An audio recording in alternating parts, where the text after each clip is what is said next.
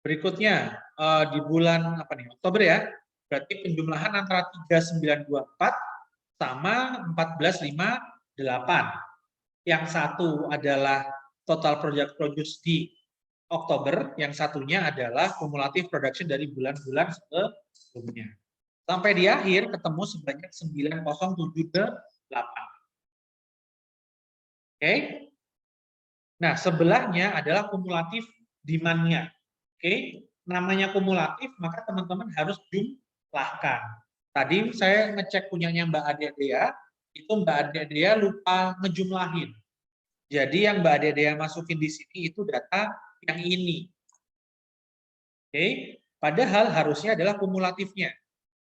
Berarti ini 1648, maka yang di sini adalah penjumlahan dari kumulatif demand bulan sebelumnya ditambahkan sama real demand di bulan berikutnya. Bulan berikutnya kan bulan berikutnya kan Agustus. Jadi 11.05 ditambahkan dengan 1648. Oke. Didapatin angka sebesar 2916. Didapatkan angka sebesar 2754. 2754 kita tambahkan dengan bulan berikutnya. Oke, bulan berikutnya adalah bulan September. Berarti kita tambahkan dengan 940. Maka 2754 ditambah dengan 940. Oke, hasilnya 3694. Begitupun seterusnya sampai di bulan Desember. Di bulan Desember dapatnya adalah 8511. Oke, karena kita sudah punya kumulatif production sama kumulatif demand, maka tinggal kita kurangi, maka di sini kita punya angka adalah number of kumulatif inventory. Jadi kita punya kumulatif inventory didapatkan dari pengurangan antara kumulatif production dikurangi dengan kumulatif demand. Oke. Yang teman-teman harus hindari ketika melakukan aggregate planning adalah jumlah inventorinya bernilai negatif. Artinya teman-teman ngutang produksi. Oke. Di aggregate planning kita hindari dulu untuk ngutang produksi. Oke. Nanti kalau mau ngutang produksi boleh di MPS atau di MRP boleh ngutang produksi. Tapi di awal kita hindari untuk tidak ngutang produksi. Maka yang harus teman-teman make sure adalah jumlah kumulatif inventory harus bernilai positif. Ya. Ini kan positif semua ya, nggak ada yang negatif ya.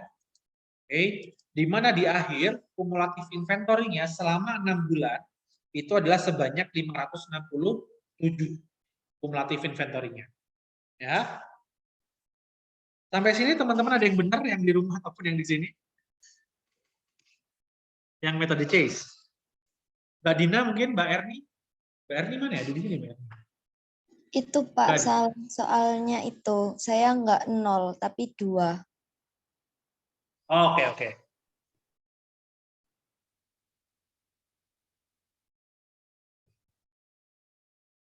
Tapi lainnya oke ya, sama ya? Iya Pak, sama. Oke, sip. Nah, sampai situ sudah oke. Teman-teman yang kerjakan sampai situ sudah dapat poin. Oke. Berikutnya adalah kita hitung-hitungan cost sekarang. Ya. Namanya teknik industri, berarti kita hitung-hitungannya harus sampai total cost. Oke. Yang pertama adalah karena kita punya 20 orang yang di-hire, maka ada hiring cost. Ya. 20 dikali 2.400.000. Oke, maka hasilnya adalah 48 juta. Layoff cost. Kita punya yang di layoff sebanyak 4 orang. Maka kita kalikan dengan 4.800.000. 4 kali 4,8 hasilnya adalah 19,2. Oke. Berikutnya adalah production cost. Tadi kan diketahui production cost-nya sebesar 250.000. Ya. Karena di sini kita production sebanyak 9078 ya. 9.078 pack, maka kita kalikan 9078 kita kalikan dengan 250.000. Maka production cost-nya adalah 2,269,5 M. Ya. Terakhir, inventory cost. Ya.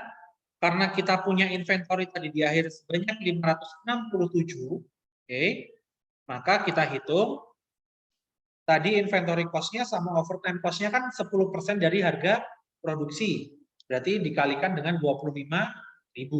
Ya.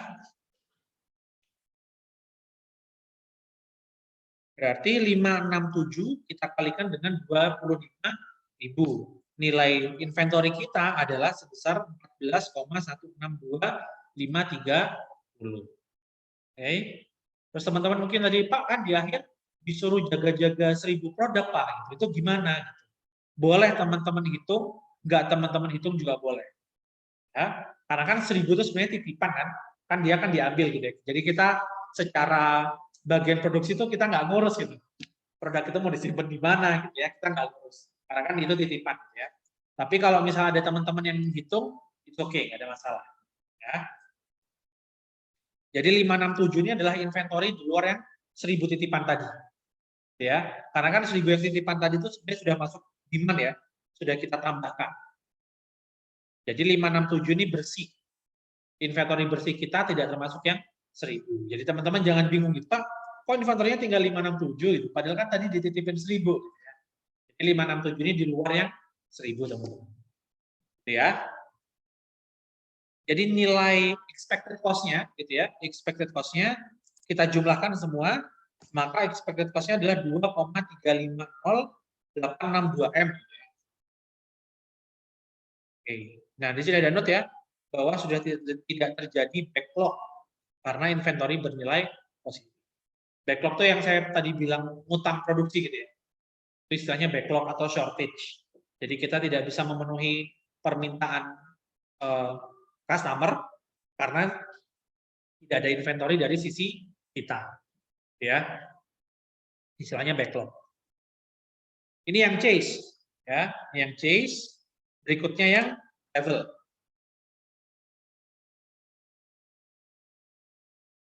Oke, yang level juga sama ya, data sama real demand-nya sama, seperti yang chase, nggak ada perbedaan. Kemudian keterangan-keterangan ini juga sama, seperti yang metode chase, nggak ada perbedaan. Nah, yang membedakan di table 1-nya, di tabel pertama yang membedakan. Ya, perbedaannya di mana? Kalau tadi kita menghitung resource, di tabel pertama ini, kita menghitung resource, itu kita tidak menggunakan angka kumulatif, ya. Di sini kan kita menggunakan forecasted net demand. Kita kan tidak menggunakan kumulatif ya. Kalau di metode level, kita menggunakan angka kumulatif. Oke ya. Jadi misal ini unit produce per worker. Tadi kan kalau di metode chase nggak diapa-apain nih, tetap pakai ini. Kalau di metode level, kita kumulatifkan sekarang. Ya, 156, terus 156 tambah 150, kemudian 144 ditambah 306 gitu ya. Kemudian 162 ditambah 450 sampai yang paling akhir jumlah kumulatifnya adalah 906. Forecasted net demand-nya juga sama. Kita kumulatifkan. Kalau di metode chase kita nggak kumulatifkan. Kita literally pakai angka aslinya. Gitu ya. Nah, kalau ini kita kumulatifkan. Jadi 1648, 2754, 3694 ya, 5010, 6257 sampai 8511. Kemudian kita hitung minimum number of workers. Ya. Kita bagi antara kumulatif forecasted net demand, kita bagi dengan kumulatif forecasted kumulatif produce per worker. Ya. Jadi kita bagi antara kumulatif forecasted net demand dengan kumulatif produce per worker. Oke. Berarti jangan lupa kalau ngitung jumlah orang berarti kita pakai function round up. Ya, kita pakai function round up. Jadi G25 dibagi dengan E25. Ya. Berikutnya juga sama. G26 G26 dibagi dengan E26. Oke. Di mana di sini kita dapat angka 11, 9, 9, 9, 9, 10. Ya. Nah, karena kita menggunakan metode level, maka kita ambil jumlah karyawan yang paling banyak dari hitungan kita. Berarti kan kita punya angka 9, angka 10, sama angka 11. Berarti kita ambil yang angka 11. Oke. Kita ambil angka 11, kita lanjutkan ke tabel kedua. Tabel kedua nggak ada perbedaan. Tabel kedua sama persis seperti case, jadi teman-teman bisa tinggal copy paste aja bentuk tabelnya. Yang membedakan adalah tabel pertamanya, hitung-hitungan untuk mendapatkan orang yang berbeda. Ya. Asumsi kita nggak punya orang, jadi kita setting 0. Kemudian di sini kita butuh 11 orang, maka di awal kita nge-hire sebanyak 11 orang. Oke ya. Kita kita nge-hire 11 orang, nggak ada yang kita fire. Ya, karena kan kita sudah ngambil jumlah karyawan terbanyak. Oke. Asumsi kita nggak overtime dulu di level. Jadi kita pakai regular hours. Oke. Kemudian unit produce per worker sama 6 unit ya. Kemudian unit product produce sama, berarti jumlah hari dikalikan jumlah workers dikalikan dengan unit produce per workers. Oke, dapat semua. Kemudian teman-teman kumulatifkan, jangan lupa. Kumulatif production, kumulatifkan. Kemudian yang di sini adalah kumulatif demand. Kumulatif demand kita dapatkan dari sini ya. Teman-teman tinggal copy paste saja. Ctrl C, ke sini Ctrl V. Jangan lupa paste values biar angkanya nggak rusak. Oke. Kemudian kita menghitung inventory-nya sekarang. Oke. Menghitung inventory-nya sama, kumulatif production dikurangi dengan kumulatif demand. Ya, 68, 612, 1256, 1722 sampai yang paling akhir adalah 1455. Oke. Kita hitung sekarang costing-nya gimana ya. Kita nge-hire 11, lebih hemat ya daripada sebelumnya di Chase kita nge-hire sebanyak 20 orang. Kita jauh lebih hemat ya. 11 kali 2,4, kemudian kita tidak melay-off orang. Berarti secara hubungan sosial kita ke masyarakat kan baik ya. Kita nggak dapat cap gitu ya. Oh, nih perusahaan mencat orang nih. Jadi secara hubungan sosial kita baik ya. Dengan kita tidak melay-off orang. Jadi ini 0. Oke, kemudian production cost. Tadi kita di sini production-nya sebanyak 9966. Oke, maka kita kalikan dengan 250.000. Secara production cost kita lebih besar ya daripada Chase ya. Chase tadi cuma 9078, kita di angka 9.966. Oke, hasilnya adalah 2,491500, hampir 2,5 M ya production cost-nya. Kemudian inventory cost-nya kita juga lebih banyak daripada metode Chase. Metode Chase tadi cuma 567, kita hampir 2 kali lipatnya ya. Lebih malah, 1455. Oke, kita kalikan dengan inventory cost-nya, yaitu 10% dari production cost sebesar 25.000. Nilai inventory kita juga lebih besar daripada yang metode Chase tadi. Metode Chase tadi nilai inventory-nya cuma 14 juta, di metode level nilai inventory teman-teman sebesar 36,3 juta. Oke, kemudian kita jumlahkan, ternyata hasilnya adalah 2,554262. Kalau saya rasiokan, saya rasiokan angka ini, saya bagi dengan angka Chase ini, dapatnya angkanya adalah 109%. Artinya hitungan level lebih mahal butuh cost-nya, 9% lebih mahal daripada menggunakan metode Chase. Oke, soal A terjawab.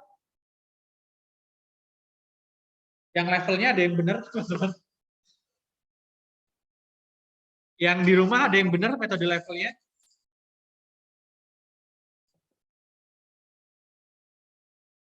Oh, gimana? Oh, flow-nya udah benar ya? Flow-nya udah. Oke. Ya. Nah, sekarang pertanyaan yang B nih. Pertanyaan tambahan. Kalau kemarin kan kuis cuma sampai A doang nih.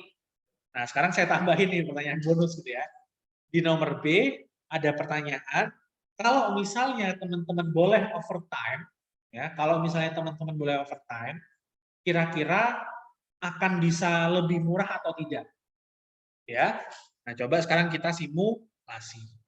Nah, untuk teman-teman kalau mau menggunakan metode overtime, yang teman-teman jadikan rujukan itu adalah metode levelnya. Ya, teman-teman pakai metode level bukan pakai metode case. Ya, saya ulangi ya. Kalau teman-teman mau menghitung menggunakan overtime, yang teman-teman gunakan adalah hitungan level bukan hitungan case. Oke. Maka hitungan yang level saya copy paste ya. Saya tulisi namanya J overtime. Ya.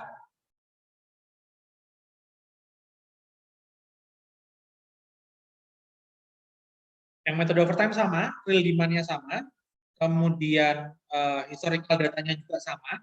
Oke. Cuma di sini sekarang ketambahan overtime cost. Ya. Nah, untuk mencari jumlah karyawannya sama kayak yang tadi ya, pakai menggunakan metode level. Cuma yang membedakan teman-teman, di metode overtime kita nggak ambil jumlah karyawan yang paling besar, tapi kita ambil jumlah karyawan yang paling kecil. Ya, di sini kan yang paling kecil 9. Ya, yang paling kecil kan 9 ya. Nah, oke, tapi saya nggak pakai 9.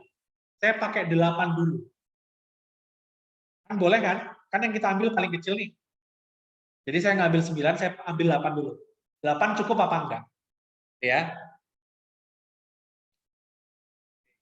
Jadi di sini saya ambil 8 ya. Berarti saya di sini nge-hire 8 orang ya. Nge-hire 8 orang, kemudian ini misal saya hilangin dulu ya. 8 orang ternyata inventorinya minus. Oke, 8 orang ternyata inventorinya minus. Sekarang gimana kalau misalnya 9?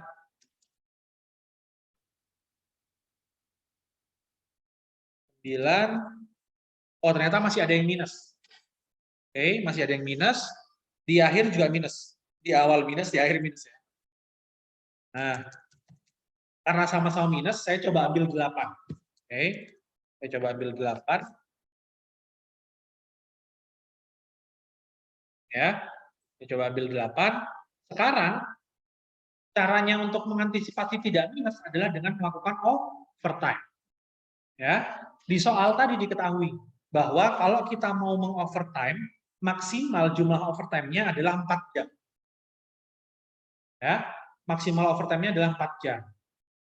Nah, sekarang pertanyaan saya, dalam 4 jam, satu pekerja bisa ngasilin berapa?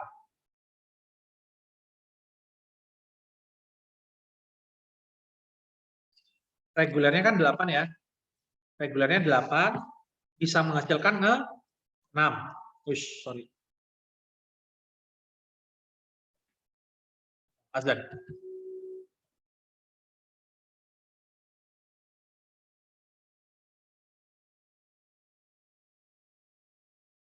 Bentar ya teman-teman yang di rumah, azan bentar di sini.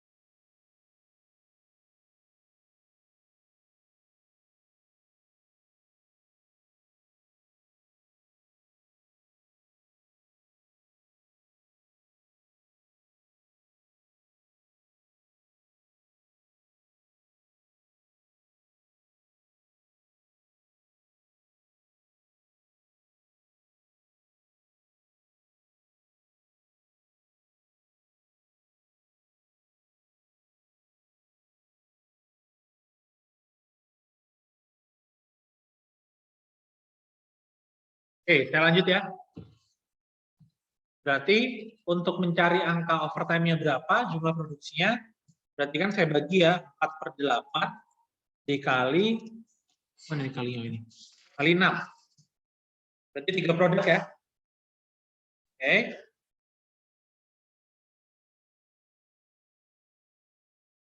Berarti saya di sini tulis 3. Ya, tulis 3.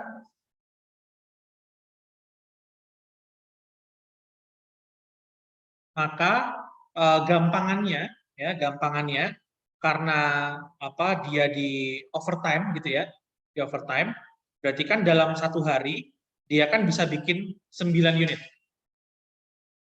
Basicnya 6 ditambah overtime-nya 3. Ya, dalam sehari satu orang dengan lembur 4 jam berarti kan yang awal dia bisa bikin 6, sekarang ketambahan ya.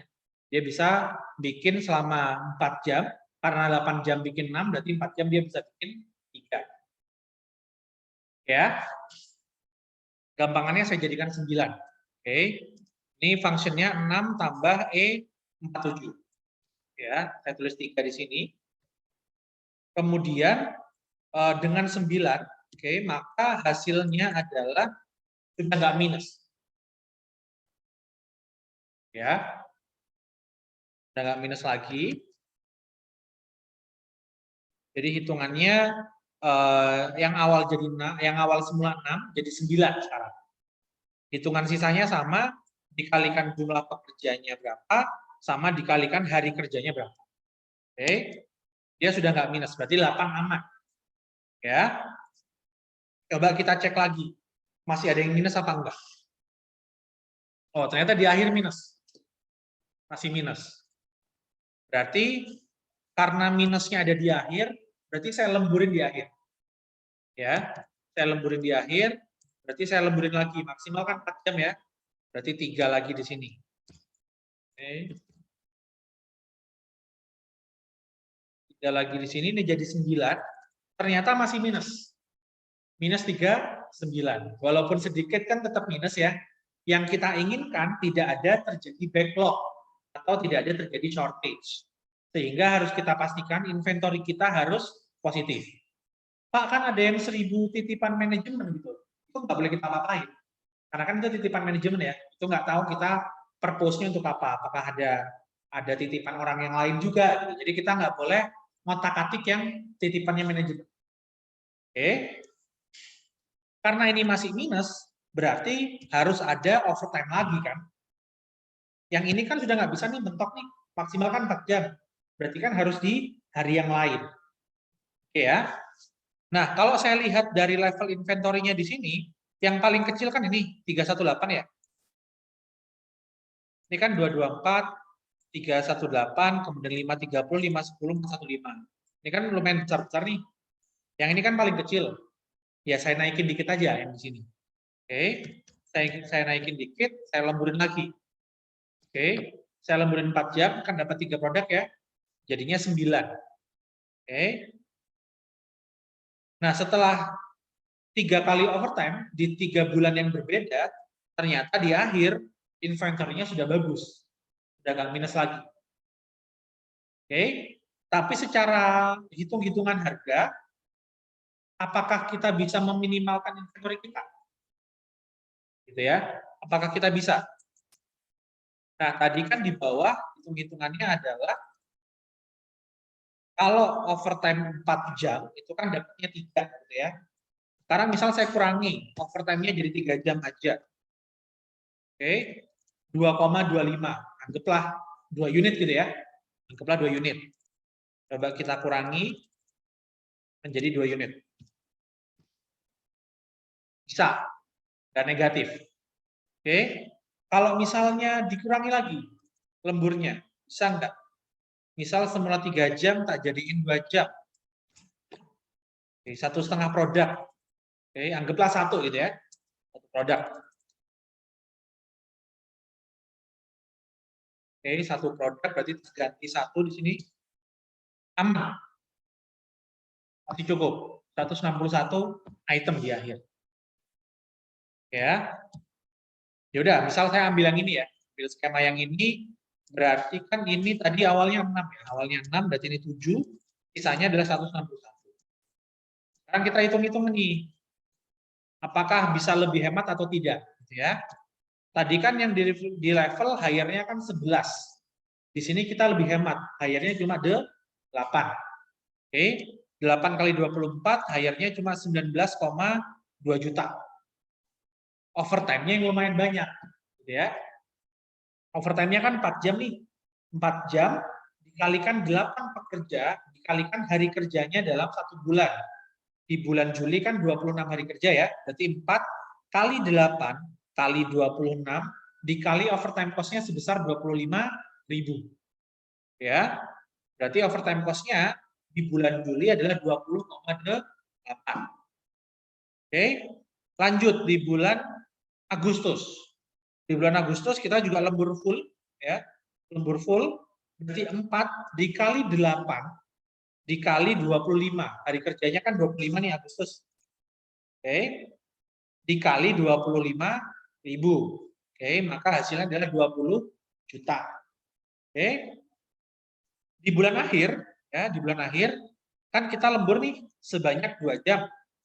Produknya 1 ya tadi ya, produknya 1. Berarti 2 dikali 8 dikali jumlah hari. Jumlah harinya di Desember adalah 25. Berarti 8 kali 2 kali 25 dikali 25.000. Oke. Production cost-nya. Production cost-nya kita bisa lebih hemat di sini. Kita cuma bikin 8672. Sementara di metode level, production cost-nya adalah 9966. Jadi jauh ya, kita lebih bisa menekan production cost-nya. Production cost kita 2,168. Sementara di level, production cost-nya adalah 2,491, hampir 2,5 M. Penghematan kita berarti bisa hampir 400 juta. Oke. Perasaan seneng dong. Kemudian yang terakhir, inventory cost. Oke. Inventory cost tadi di level kan juga banyak nih, 1.455. Atau nilai inventory teman-teman adalah senilai 36 juta. Oke. Di metode overtime, kita cuma punya inventory cost di akhir, nilainya adalah 4.012.530. Karena kita bisa nekan inventory kita. Yang semula dari 1.455, kita tekan sampai 161.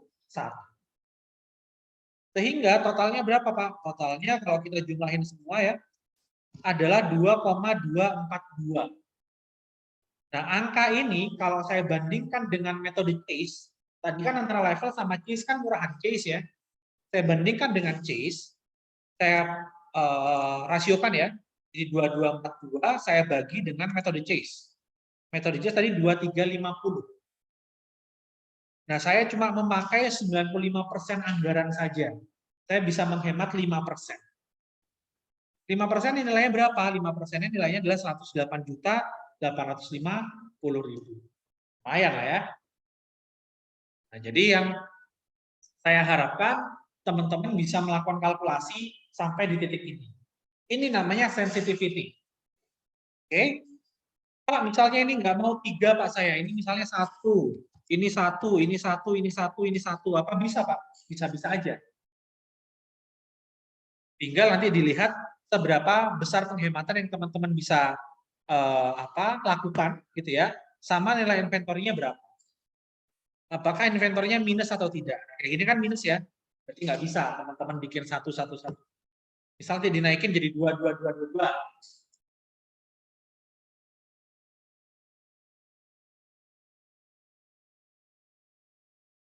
Minus 55 ya, kecil banget.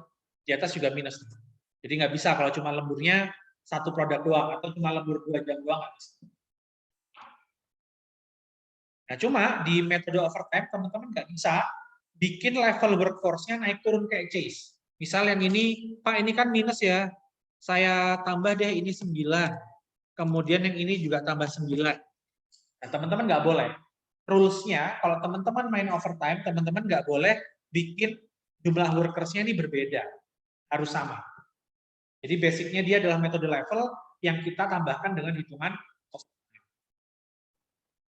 Ya. Jadi kita nggak bisa bikin variasi. Jadi yang awal 9, kemudian 8888, di akhir 9 lagi itu nggak boleh. Jadi memang pressure point-nya teman-teman adalah menghitung berapa besar overtime-nya. Itu ya. Sampai sini ada yang mau ditanyakan teman-teman? Lumayan tercerahkan? Lebih nyambung nggak kalau ini kuliah offline? Lebih nyambung?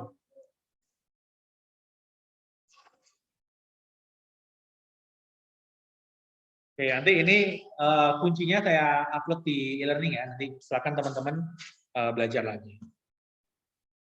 Yang di rumah ada pertanyaan, teman-teman? Oh iya.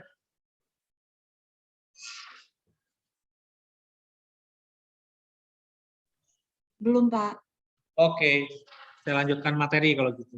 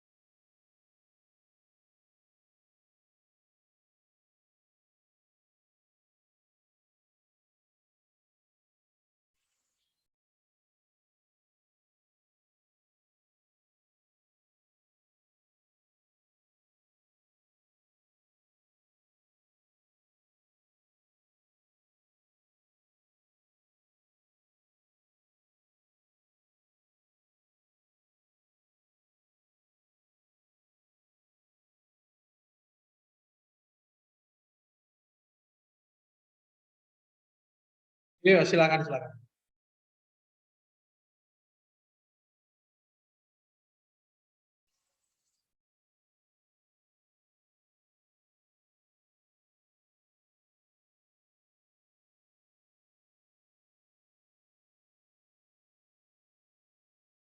Oke, teman-teman saya lanjutkan ya.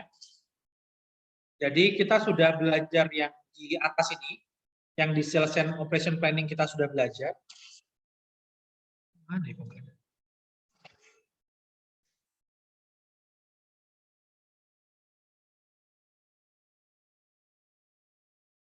Oke, kemudian sekarang kita belajar yang di bagian bawah.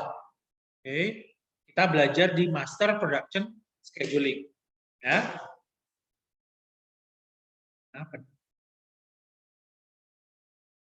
Oke, nanti di MPS ini sebenarnya ada dua bahasan. Yang pertama adalah Master Production Scheduling-nya itu sendiri, MPS-nya. Yang kedua adalah Rapat Capacity Planning. Cuma nanti saya ngejar dulu pemahaman teman-teman yang di bagian Master Production Scheduling. Kalau memang teman-teman sudah paham, nanti bisa saya lanjutkan ke RCCP. Tapi kalau misalnya teman-teman masih kebingungan, nanti saya berhenti di MPS dulu. Yang RCCP silakan menjadi materi penghayaan teman-teman. Ya. Oke. Nah, ada beberapa materi yang saya ingin sampaikan, moga-moga nututi setengah jam, maksimal sejam lah ya. Ada intro to MPS, intro to MPS, kemudian intro to BOM 3. BOM ini singkatan dari Bill of Materials. Nanti kita akan belajar. Penting kita ketahui Bill of Materials sebelum nanti kita masuk ke materi MRP. Jadi basicnya teman-teman harus paham di MPS dulu. Apa itu Bill of Materials. Kemudian nanti kita akan belajar metode MPS. Nanti sama seperti sebelumnya, kita punya MPS itu ada metode chase, ada metode level.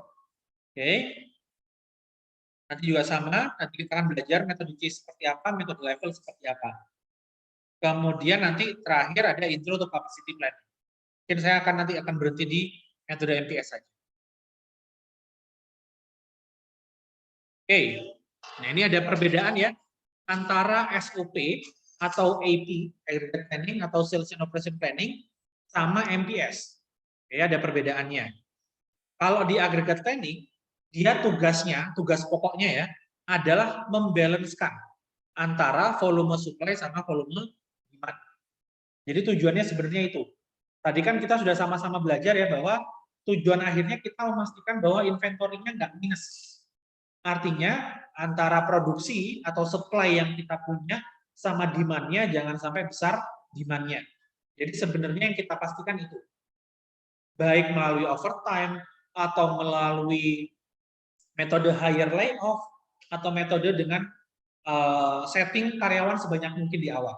Jadi apapun itu, gitu ya.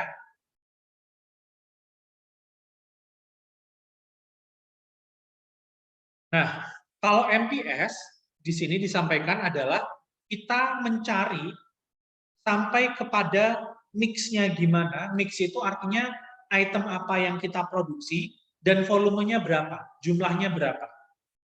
Ya. Jadi tugasnya MPS lebih detail. Jadi kalau tadi kita masih belum bicara produknya apa gitu ya. Kita masih bicara produk family gitu ya. Katakan produk family itu family car gitu ya.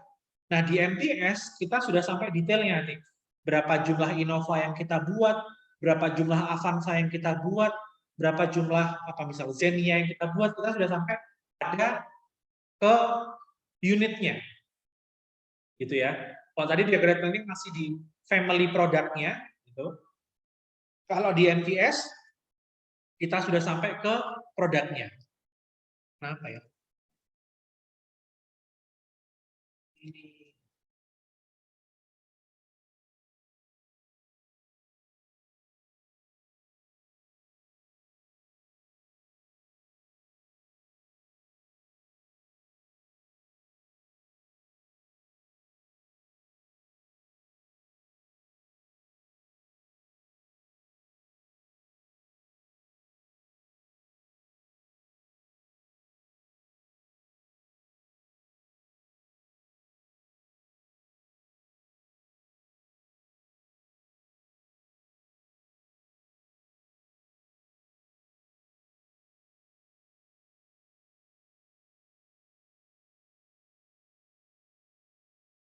ya dari sampai sini ya.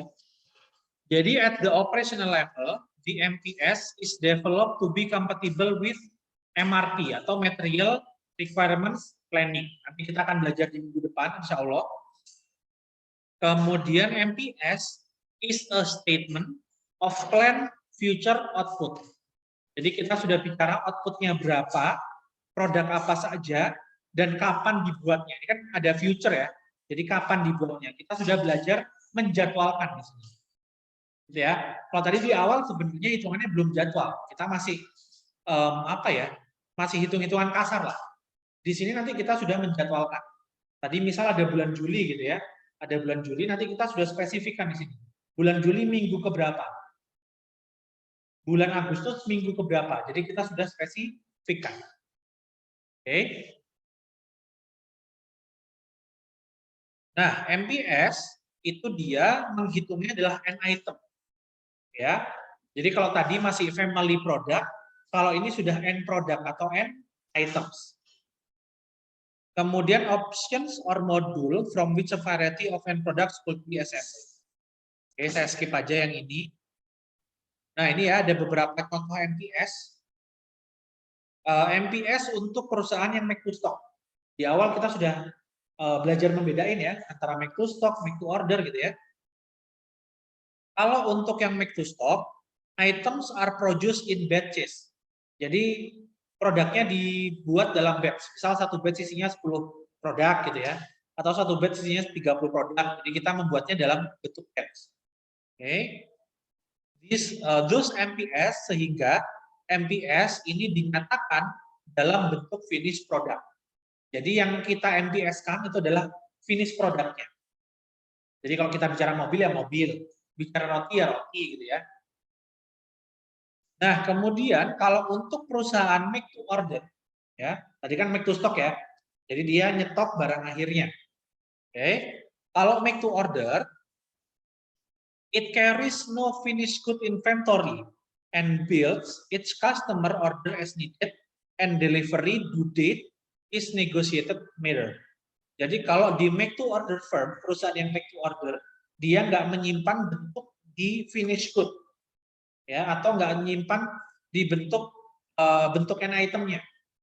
Tapi yang dia simpan adalah bentuk modularnya, modules. Jadi contoh, misal teman-teman pengen beli mobil Innova gitu ya, pengen beli Innova. Sekarang modelnya kan sudah bisa pesan online tuh Toyota. Nah, nanti teman-teman bisa milih tuh Innova yang warna apa. Kemudian velgnya pakai velg apa. Kemudian mau ditambahkan aksesoris apa. Nah, kita bisa milih. Sehingga mobil Innova itu tidak disimpan dalam bentuk Innova warna hitam, Innova warna putih. Tapi dia disimpan Innova dalam bentuk belum dicat. Ini yang disebut produk modular. Karena produk ini tidak akan dijual ke pasar. Pasti dijual ke pasar dengan kondisi sudah dicat. Ya. Nah, ini kondisinya belum dicat. Nah, sebenarnya bentuknya sudah bentuk akhir, tapi dia kan masih belum ada dicatnya, velgnya masih bisa dirubah gitu ya. Nah, itu yang kita sebut dengan produk modular. Contoh lain, misal teman-teman mau beli laptop. Oke. Nah, laptop itu zaman saya dulu, laptop mereknya Bion, BYON. Kepanjangannya adalah by your own needs. Jadi kita bisa pesan laptop sesuai keinginan kita. Misal mau harddisknya pakai SSID gitu ya, RAM-nya mau 8 GB, prosesornya mau Intel i5. Gitu. Nah, itu bisa teman-teman minta custom seperti itu. Nah, produk-produk tadi kayak SSID, harddisk, prosesor, itu namanya produk-produk modular. Bagi si perusahaan. Bagi perusahaan si pembuat prosesor ya itu sebenarnya end item gitu ya, adalah produk akhir. Tapi bagi kita perusahaan yang make to order itu adalah produk modular kita. Karena sampai nanti customer minta, kita nggak akan bikin dulu nih. Begitu ada customer minta, baru kita rakitin. Jadi kita nyimpennya adalah nyimpen di level modular. Jadi kita nggak akan punya berapa jumlah laptop yang kita inventorikan, tapi yang kita punya adalah inventory untuk prosesor, inventory untuk RAM, inventory untuk hard disk, itu yang kita punya. Tapi kita nggak punya inventory berbentuk laptop. Paham ya sampai sini ya produk modular ya? Nah, perusahaan-perusahaan yang seperti ini itu memungkinkan namanya istilah mass customization. Customization itu kan sesuai keinginan kita gitu ya. Tapi diperuntukkan untuk jumlah mass, untuk diperuntukkan untuk jumlah banyak. Nah, karena tadi kalau misalnya saya cerita Bion gitu ya, itu kan kita mau bikin 10 laptop, 100 laptop, 1000 laptop nggak ada masalah. Selama modular inventory kita ada. Gitu kan. Orang-orang seribu-seribunya tadi mau beda-beda bisa. Itu yang disebut dengan mass customization. Ya. Nah, kalau yang terakhir ada assembly to order. Ini assembly to order, dia juga tidak menyimpan an item ya. Dia juga tidak menyimpan an item. Probably will not start final assembly until order arrives. Jadi nggak akan melakukan assembly perakitan yang saya cerita gitu ya sampai ada orderan datang. Make to order juga sama. Misal apa? Teman-teman mau bikin kitchen set gitu ya, atau bikin kursi gitu ya. Biasanya perusahaan-perusahaan kayak gitu nggak akan mau bikin yang modelnya gimana-gimana gitu. Sebelum ada permintaan yang minta di custom gitu ya. Misal minta yang kursi pegangannya ada 4 gitu ya. Rodanya ada 8 gitu misalnya. Nah, itu perusahaan-perusahaan pasti nggak akan mau bikin yang custom-custom seperti itu. Nah, biasanya perusahaan make to order dia juga akan memproduksi yang kita minta setelah orderan juga datang ke mereka. Ya. Tapi kalau perusahaannya adalah make to stock, maka inventory-nya ada di level end item. Jadi kalau mobil Innova ya Innova, laptop ya laptop. Nah, itu perusahaan yang modelnya make to stock. Ya. Ini sedikit flashback aja. Nah, jadi di sini kalau misalnya kita relevansikan terhadap forecast, gitu ya. Kalau kita relevansikan terhadap forecast, kalau perusahaan yang make to stock, itu mereka melakukan forecast-nya itu pada jumlah end items-nya. Jadi mereka langsung ke jumlah Innova hitam berapa, Innova putih berapa, Innova biru berapa, Innova merah berapa. Itu kalau perusahaan make to stock. Tapi kalau perusahaan make to order atau ATO ini assembly to order ya. Tadi yang saya cerita produk-produk modular kayak nyimpen hard disknya berapa, prosesornya berapa. Dia menyimpan barangnya itu pada tahap modular. Jadi part by part tadi. Kalau perusahaan make to order, biasanya mereka bahkan bisa menahan level forecast-nya sampai ke raw materials. Raw materials itu berarti kalau misalnya kita mau bikin kursi, ya jumlah kayunya berapa, jumlah pakunya berapa, bautnya berapa, jumlah thinnernya berapa, catnya berapa. Jadi kita sampai ke level raw materials. Kalau make to order. Itu ya. Ada, mohon maaf Adit, saya mau bikin live karena ada kelas ngulang hal. Oke, saya lanjutkan. Ini adalah planning horizon. Oke, planning horizon ini adalah seberapa banyak periode yang akan kita gunakan dalam satu siklus penjadwalan. Oke, tadi kan kita sudah sepakat penjadwalan gitu ya. Nah, MPS ini termasuk level penjadwalan yang sudah sampai level lebih detail lagi. Kalau tadi kan agregat planning kita masih nyebutnya bulan ya, Juli, Agustus, September gitu. Kalau MPS kita sudah pada tahap level penjadwalan minggu. Oke. Jadi kalau ada angka 0 sampai 12 di sini, berarti ini adalah minggu ke 0 sampai minggu ke 12. Jadi kita sudah bicara dalam tataran itu. Kalau MRP nanti kita bahkan bisa sampai bicara tataran hari. Gitu ya.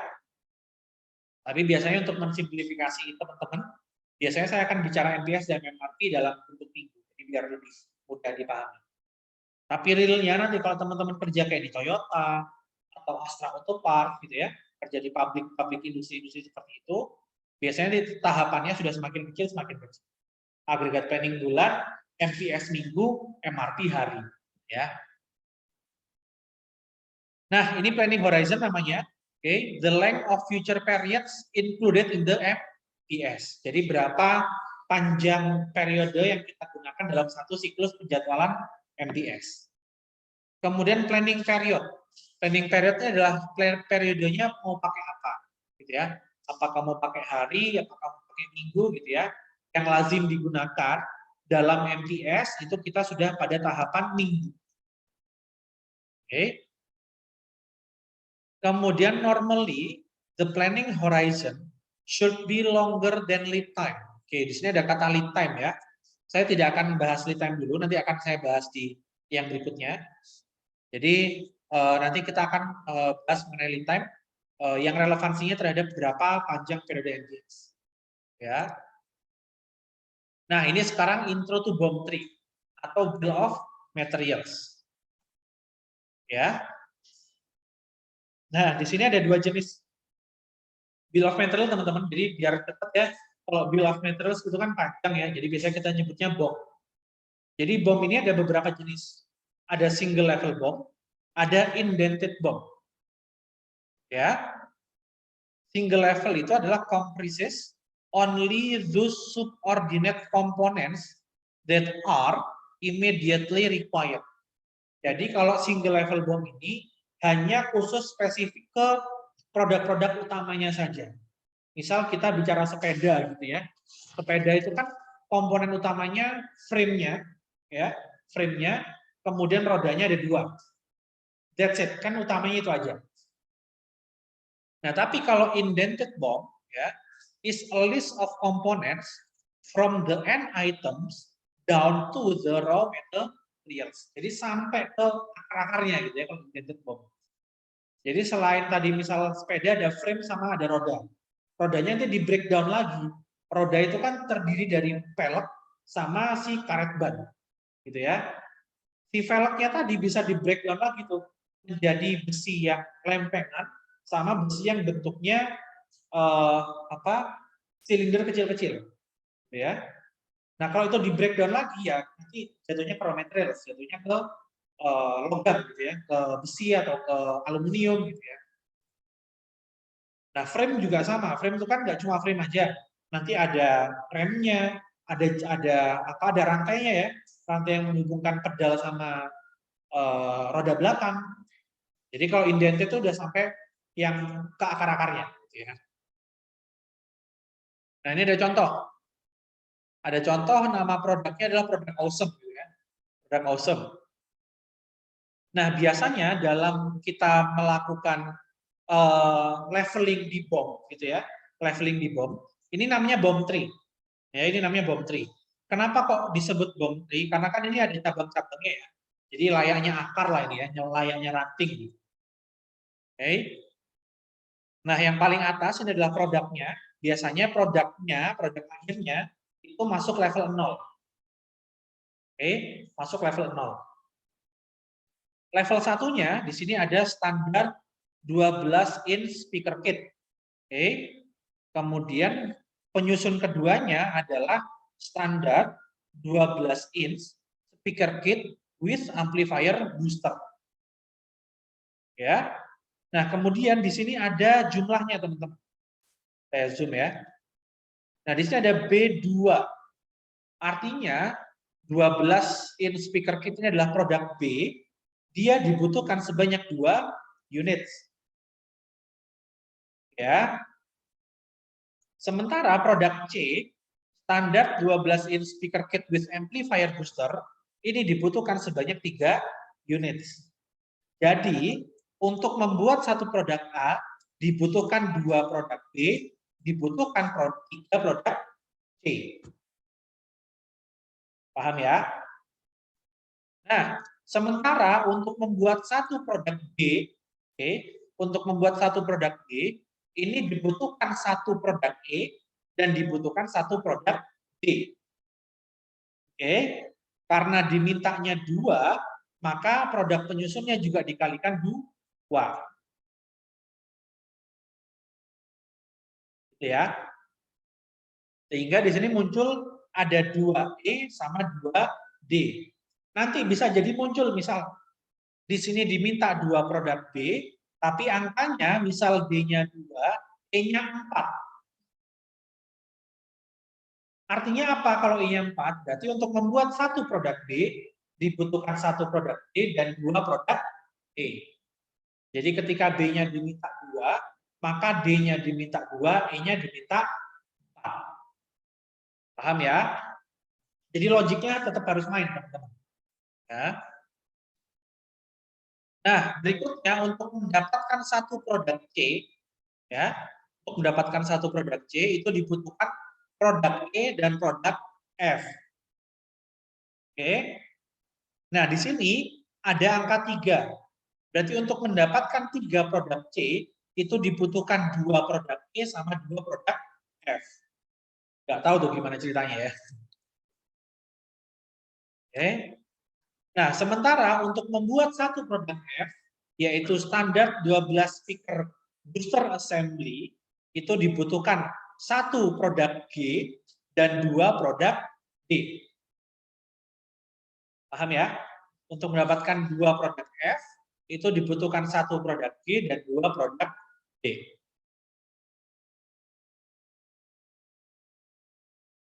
Nah, ini sudah masuk namanya multi-level BOM. Karena teman-teman kan sudah sampai level ketiga nih kan. Jadi disebut multi-level BOM. Oke.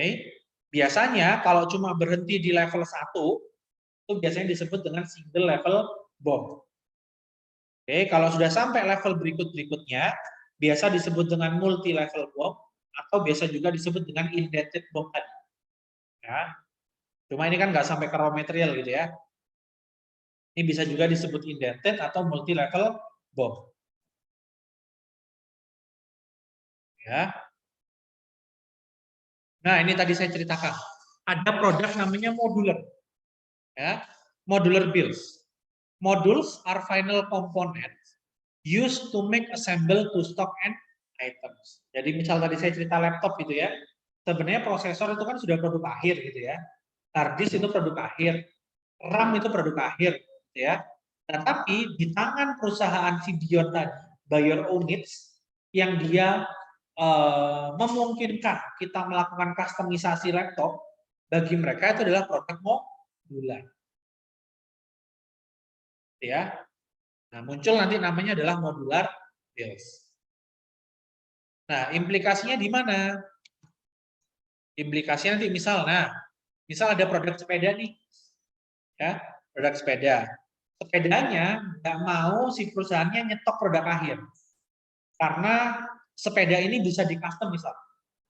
Remnya mau diubah gitu, kemudian handle-nya misal nggak mau yang metode lurus, handle-nya mau dilebokin misal ini ya. Nah, mereka bisa memungkinkan hal itu. Sehingga dia nggak mau nyimpen produk akhirnya dalam bentuk produk sepeda jadi. Sehingga mereka nyimpennya adalah dalam bentuk modular. Nah, ini bisa kita sebut sebagai modular builds. Oke, di mana handlebars-nya kita anggap sebagai modul. Frame-nya kita anggap sebagai modul juga. Oke. Kemudian wheels dan frame-nya juga kita anggap sebagai modul. Tapi bagi perusahaan yang make to stock, maka produk-produk ini adalah sebagai produk akhir. Kita tidak melihat handlebars, kemudian frame, ada wheels itu sebagai modular. Karena mereka berpikirnya, mereka pengen tahu hanya produk akhirnya berapa yang mereka punya sebagai inventory. Tapi kalau ini, handlebars adalah sebagai inventory sendiri. Frame assembly sebagai inventory sendiri. Itu bagi perusahaan make to order atau assembly to order. Ya, jadi satu bentuk yang sama itu bisa dilihat sebagai dua jenis bill of materials. Ya. Nah, juga ada namanya special BOM. Ya, special BOM ini selain kita belajar tadi ada single level sama indented BOM, ada kategori lain gitu ya. Ada namanya planning bills sama phantom bills. Ya, cuma dua terminologi ini jarang dipakai. Planning bills ini adalah used to assign artificial parent, reduce number of item schedule. Oke. Kemudian phantom bills adalah used for sub-assembly that exist temporarily. Jadi yang tidak digunakan untuk selamanya. Jadi misal hanya digunakan untuk misal kita mau bikin nyatuin roda di frame sepeda gitu ya. Kadang kan kita butuh alat bantu selain kunci pas gitu ya. Kadang kan kita butuh obeng atau butuh tang gitu ya. Nah, tapi itu kan hanya dibutuhkan secara temporary. Tidak untuk seterusnya. Karena itu hanya alat bantu. Nah, itu biasanya disebut sebagai phantom bills. Barang-barang atau item-items yang hanya digunakan temporary biasanya disebut sebagai phantom bills. Oke, ini sudah kita bahas ya. Nah, tadi kita belajar bentuk bill of material yang bentuknya seperti ini. Kita sebut namanya BOM tree kan. Nah, sekarang kita belajar bentuk bill of materials yang mengakomodir lead time. Oke, namanya disebut time phase, kelihatan ya. Time phase product structure atau bisa juga disebut dengan time phase BOM, time phase bill of materials. Ya, jadi bisa disebut dengan time phase product structure, bisa disebut dengan time phase bill of materials. Nah, sebenarnya bentuknya sama kan? Bentuknya sama seperti tadi, cuma di sini kita melibatkan waktu, guys. Ya. Nah, bisa teman-teman lihat untuk membuat satu produk A, ya, untuk membuat satu produk A itu dibutuhkan waktu mulai minggu 1 sampai minggu ke-8. Berarti ada 1, 2, 3, 4, 5, 6, 7. Untuk membuat satu produk A dibutuhkan 7 minggu. Oke, itu yang dinamakan lead time. Jadi waktu yang kita butuhkan untuk membuat sebuah produk itu namanya lead time. Kalau kaitannya sama produksi, maka disebutnya dengan lead time produksi atau production lead time. Kalau hubungannya sama distribution, maka kita bisa sebut dengan distribution lead time. Jadi lead time ini tidak baku ya, tapi dia bisa digunakan di berbagai macam area. Tergantung konteksnya digunakan di mana. Kalau teman-teman yang logistik, maka mereka akan membahasnya lebih detail terhadap distribution lead time. Tapi kalau kita yang orang industri yang banyak berkecimpung di back office atau di production di departemennya, gitu ya, maka kita akan banyak mengkonsiderasi dengan namanya production lead time. Oke ya, nanti kita juga akan ketemu tuh, ada nanti distribution lead time. Nanti kita akan main-main lagi sama lead time di bagian service level. Nanti ya. Nah, saya kembali ke sini. Jadi, untuk membuat produk A, ya, itu dibutuhkan produk B dan produk C. Ya. Tapi kita harus membuat produk A yang tersusun dari produk B dan produk C itu harus seminggu sebelumnya. Karena untuk membuat satu produk A dibutuhkan waktu 1 minggu. Ya. Jadi di sini produk B, di sini produk C.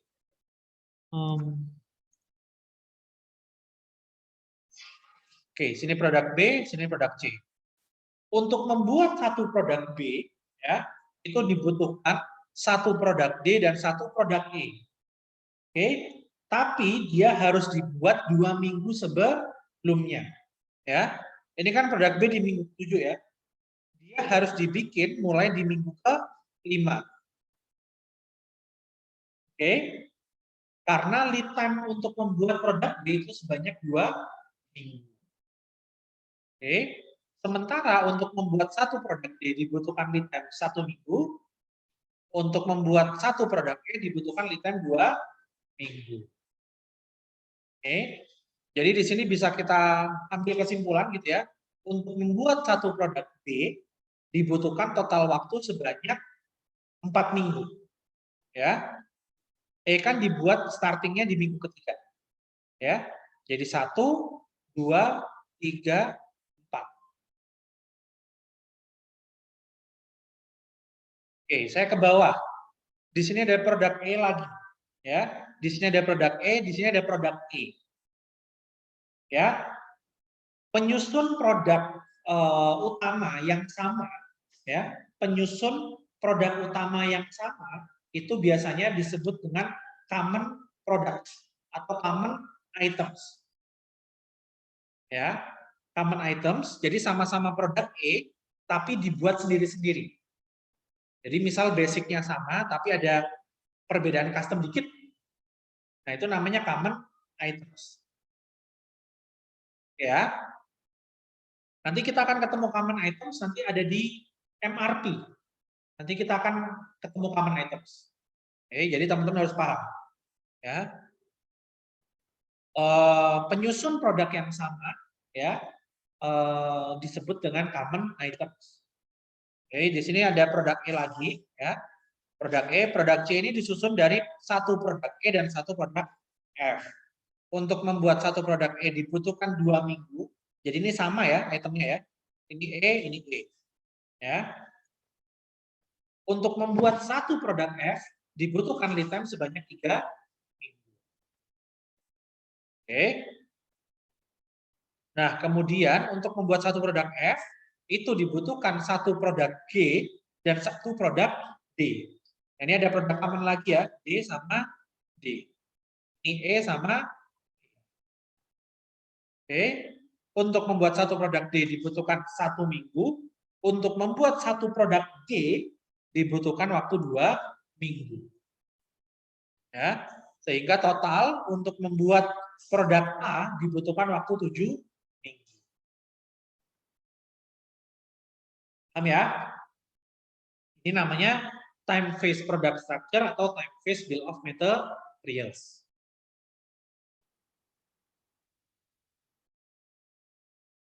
Jadi pola pikirnya sama teman-teman kan sudah dapat OR ya. OR 1, OR 2 sudah. Sudah ya. Nah, kan ada di OR 2 itu kan yang kita nyari apa ya? Shortest path kalau saya nggak salah. Itu kan berangkatnya dari belakang ya. Dari belakang kita tarik ke depan. Nah, sama di PPIC juga gitu. Untuk tahu kebutuhan waktu berapa yang dibutuhkan untuk buat produk A, kita berangkat dari masa sekarang, kita tarik ke belakang. Ya.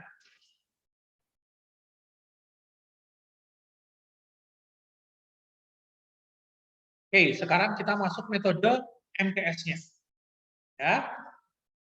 Nah, yang teman-teman pertama kali lakukan sebelum melakukan perhitungan MPS atau sebelum melakukan penjadwalan MPS, yang teman-teman harus lakukan adalah disaggregation atau disagregasi.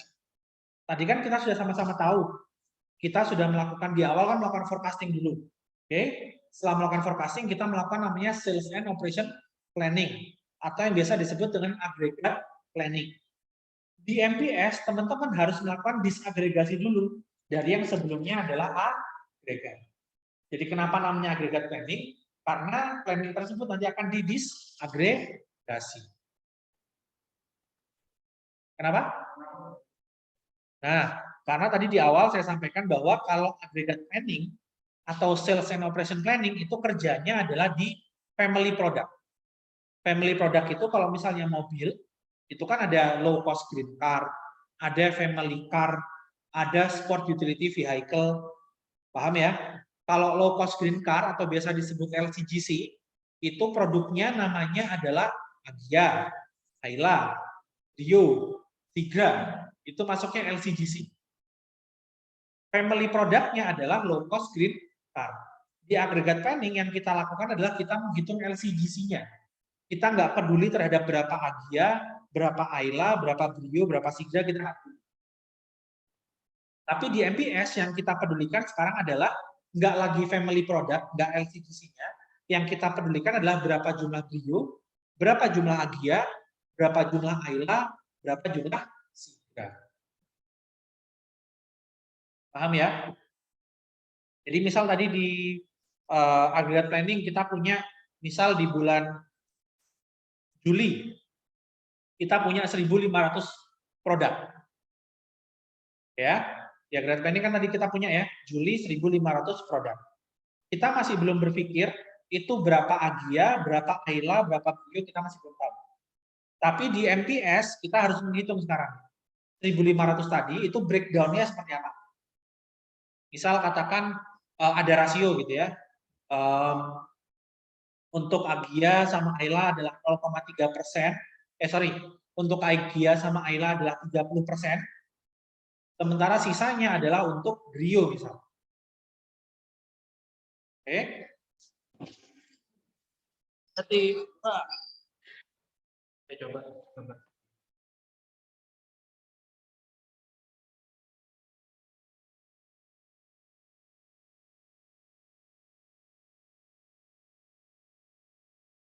Ya.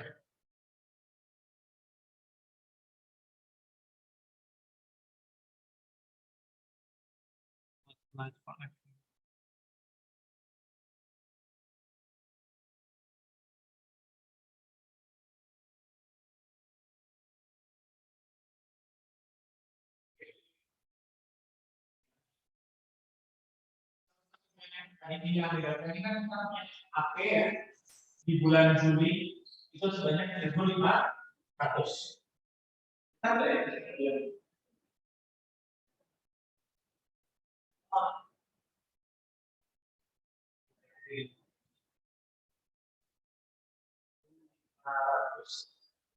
di bulan ya.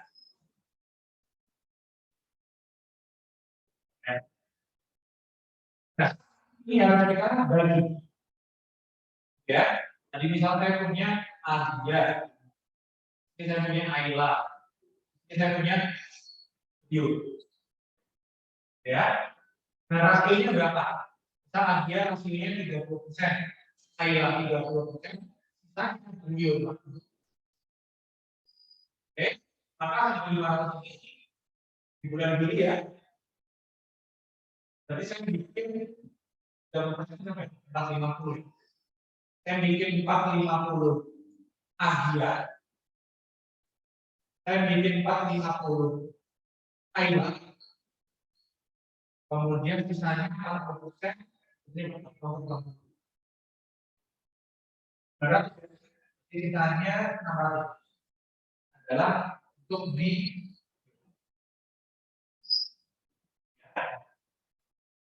nah MBS-nya itu sebenarnya ada MBS untuk Agya, ada MBS untuk Ayla, ada MBS untuk jadi teman-teman punya 3 MBS. Bapak kan bilang bisa jadi kan kombinasinya sama, bisa jadi ada orang yang sama dong, seragam atau blok musiknya, peleknya, benar. Nanti kita akan melakukan agregasi lagi, nanti di level MRT, tapi di level MRT kita berjalan sendiri sendiri. Ya, kalau agregat dan disagregasi di MPS, dia apa? Kita jadikan karena dia kita bicaranya sudah part by part, gitu ya. Nah, misal 450 nih, dia di bulan Juli kan ada 4 minggu ya, berarti 450 dibagi 4 aja, gampangannya. Jadi minggu 1, minggu 2, minggu 3, minggu 4. Minggu 1 bikin 100, minggu 2 bikin 100, minggu 3 bikin 100, minggu 4 bikin 105. Gampangannya. Nah, misal 600 dibagi 4 ya udah 150 aja. 50, 150, 150.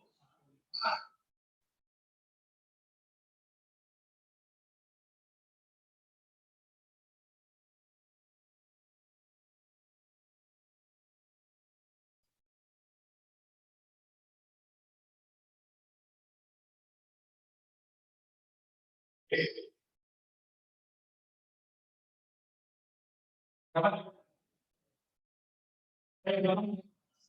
Oh iya, yang 1.500.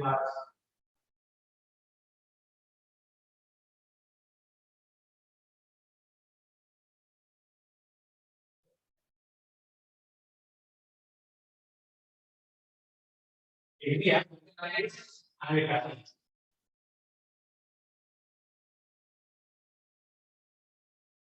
Yang teman-teman di rumah jadi nggak kedengeran.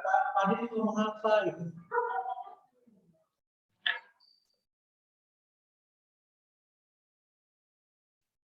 Jadi teman-teman yang di rumah, jadi sekarang saya jelasin yang namanya proses disagregasi. Ya, tadi misal kita punya contoh di bulan Juli kita punya family product sebanyak 1.500, gitu ya. Itu adalah produk agregat. Nah, yang kita lakukan sekarang adalah disagregasi. Jadi misal Agia 30%, Ayla 30%, Brio 40%. Ya.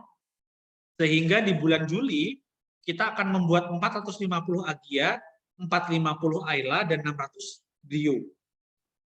Nah, kemudian kita kan sudah follow rasionya ya, kita sudah follow proporsinya. Sekarang tinggal kita melakukan disagregasi aja per minggu. Per minggunya mau gimana gitu ya. Kalau contoh 450 misal, 450 berarti 100, 100, 100 sama 150. Kalau 600 ya tinggal kita bagi 4 aja gitu kan. Jadi 150, 150, 150 dan 150. Itu ya. Ini adalah metode disagregasi. Silakan teman-teman yang di rumah boleh di screenshot, boleh di foto. Ini sudah saya record sih, nanti teman-teman bisa lihat lagi. Remove spotlight.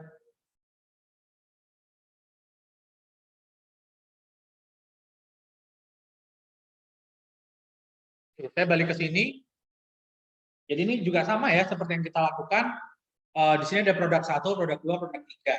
Jadi misal P1-nya Ayla, P2-nya Agia, P3-nya Bio, gitu ya. Kemudian dibagi-bagi sesuai agregat planningnya tadi seperti apa. Ya, tadi kan kita punya agregat planning per bulan ya, mulai bulan Juli, Agustus, September sampai Desember. Nah, ini juga sama.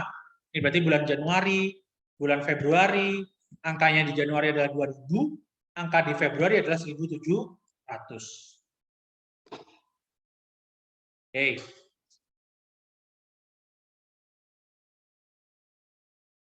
Mau lanjut ini. Oh, sorry. Nah, seperti yang tadi saya sampaikan di awal, metode MPS juga sama, mirip seperti metode agregat planning. Ada namanya level, ada namanya chase. Ya. Kalau level sama seperti agregat planning, berarti jumlah produksinya sama terus. Ya. Kalau level agregat planning kan jumlah karyawannya sama terus. Kalau kalau level di MPS berarti jumlah produksinya sama terus. Ya, dia nggak naik turun. Oke. Contoh di sini.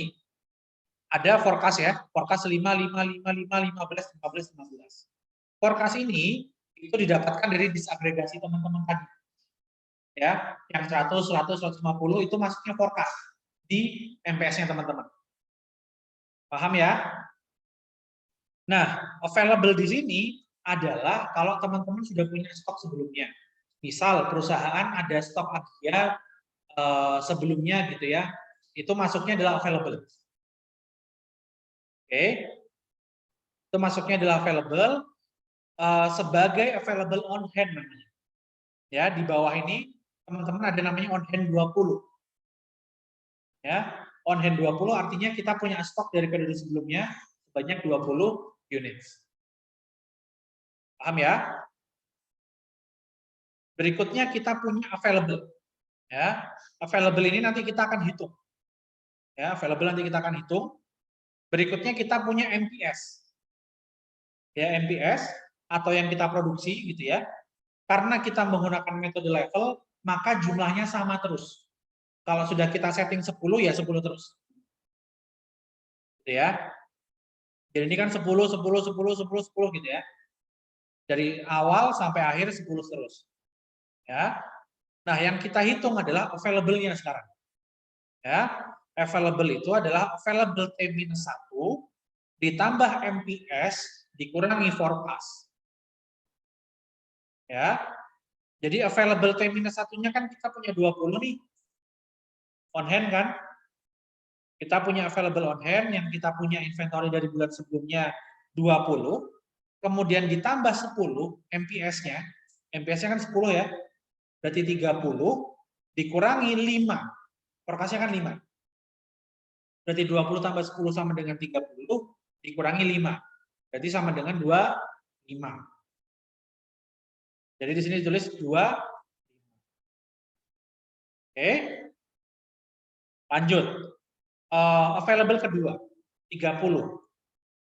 30 berarti didapat dari 25. Ini kan available T-1 ya. Berarti kan sekarang kita di periode 2. Berarti kan 25 ditambah 10, 35 dikurangi forecast-nya adalah 5. Ya. Berarti 25 tambah 10 adalah 35, 35 dikurangi 5 sama dengan 30. Lanjut periode 3. Oke. Periode 3 available-nya kita punya 30, MPS-nya di periode 3 adalah 10, berarti 40 dikurangi forecast-nya 5, berarti sama dengan 35. Ya, begitu seterusnya. Ya.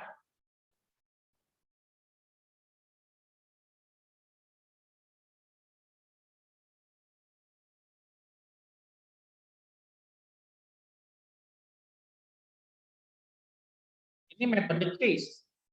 Ya, metode chase. Sama seperti aggregate planning, kalau kita pakai metode aggregate planning yang chase, berarti kan jumlah karyawan menyesuaikan jumlah permintaan. Kalau metode chase MPS, berarti juga sama. Jumlah produksi kita samakan dengan jumlah permintaan. Oke. MPS-nya sama. MPS-nya sekarang disetting konstan sesuai dengan forecast-nya. Kalau tadi kan MPS-nya disetting konstan sejumlah 10. Ya. Kalau sekarang MPS-nya disetting konstan berdasarkan forecast-nya. Karena kan sama tadi ya kayak aggregate planning yang chase, berarti kan jumlah karyawan disesuaikan dengan jumlah forecast. Kalau MPS yang chase berarti jumlah produksi disesuaikan dengan jumlah forecast-nya. Oke. Jadi kalau teman-teman lihat nilai forecast mulai 1 sampai 9 nilainya sama kayak nilai MPS mulai periode 1 sampai periode 9. Ya. Nah, di sini kita punya on hand sejumlah 25. Oke. Berarti caranya sama. Untuk periode 1 berarti 25 ditambah 5 tambah MPS-nya dikurangi forecast-nya. Berarti 25. Lanjut, periode kedua. Kita punya available-nya 25 dari periode 1, ditambah 5 MPS-nya berarti 30, dikurangi 5. Berarti sama dengan 25. Lanjut, periode 3. Berarti available di periode kedua, ditambah 5 MPS di periode ketiga, berarti 30, dikurangi 5. Berarti sama dengan 25. Periode ke-9, berarti 15 MPS-nya, available-nya 25, berarti 40, dikurangi forecast-nya 15, berarti sama dengan 20.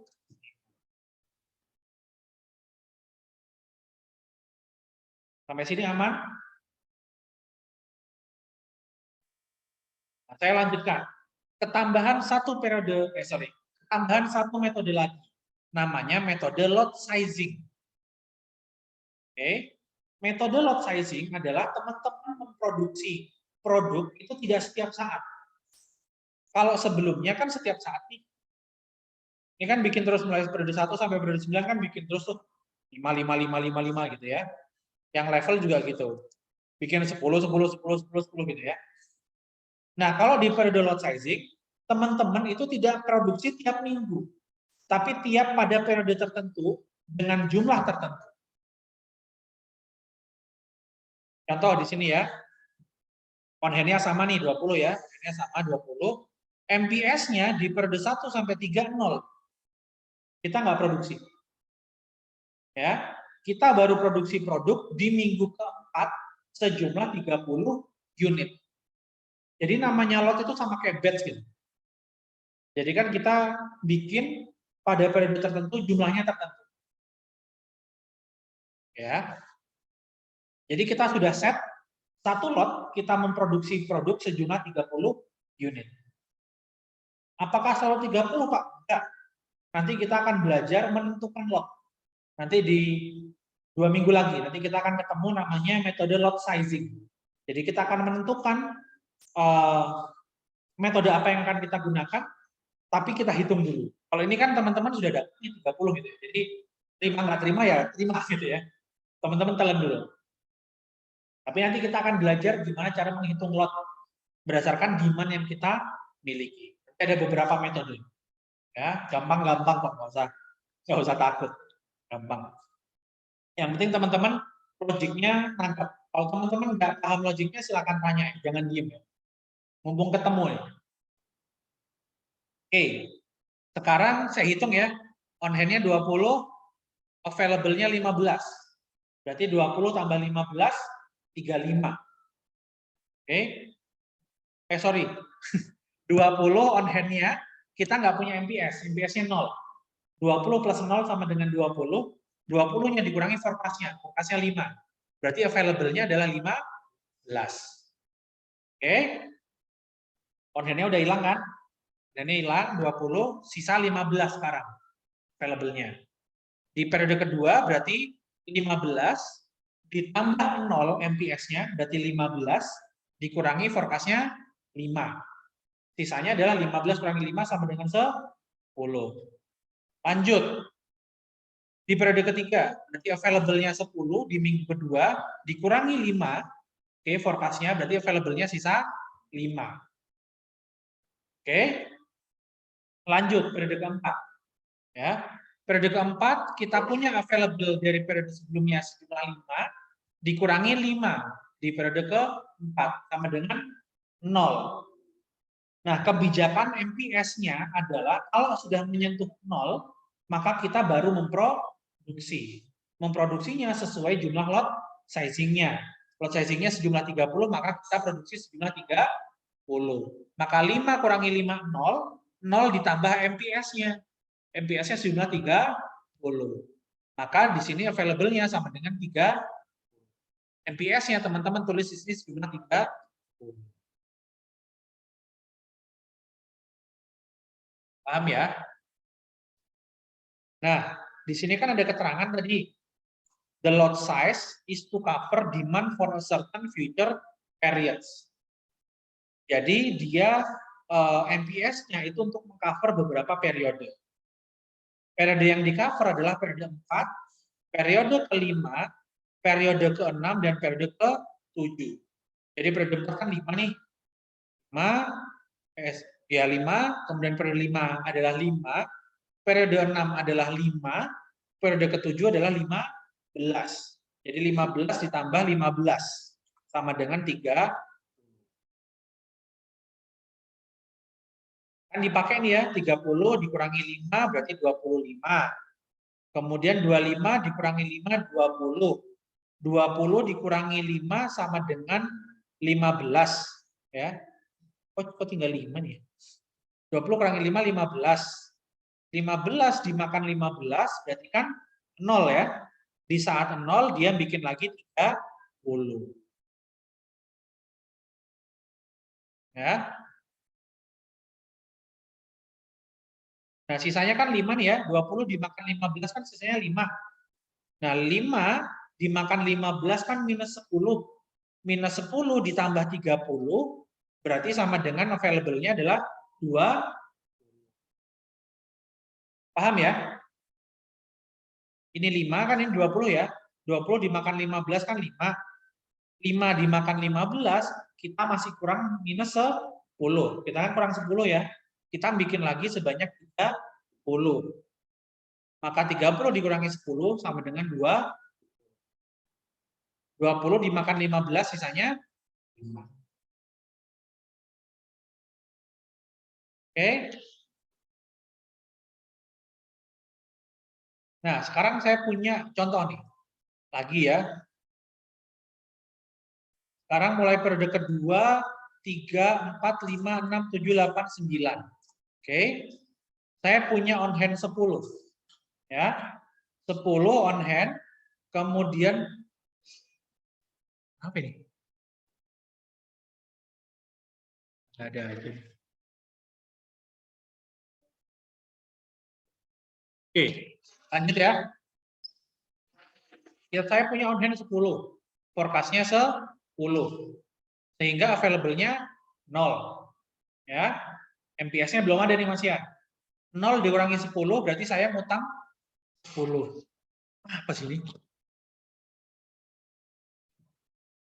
Siapa ini yang punya real?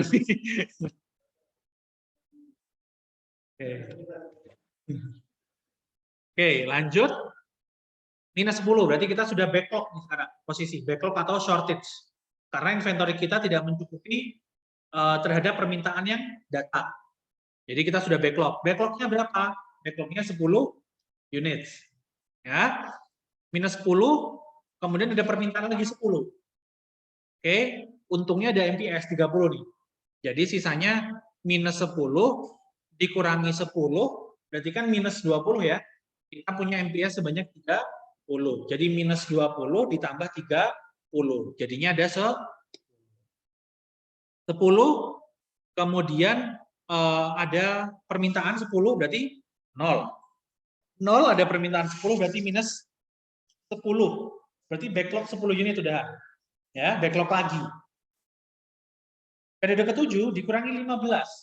Backlog lagi, minus 25. Minus 25, ada lagi ketambahan 15, berarti minus 25, minus 15, berarti minus 40. Minus 40 ditambah MPS-nya 30, berarti minus 10. Masih backlog kita.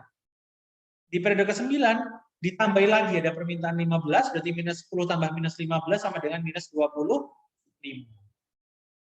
Nah, sekarang saya mau ke toilet sebentar. Coba teman-teman melakukan revisi. Ya, silakan coba direvisi. Baiknya gimana supaya kita tidak melakukan backlog. Ya, supaya kita tidak melakukan backlog. Oke, silakan make a revision to make it okay in a lower table. Silakan dicoba. Ini nggak ada on hand ya yang bawah ya. Yang bawah nggak ada on hand. Jadi silakan teman-teman kira-kira MPS-nya berapa banyaknya dan periodenya tiap berapa waktu sekali.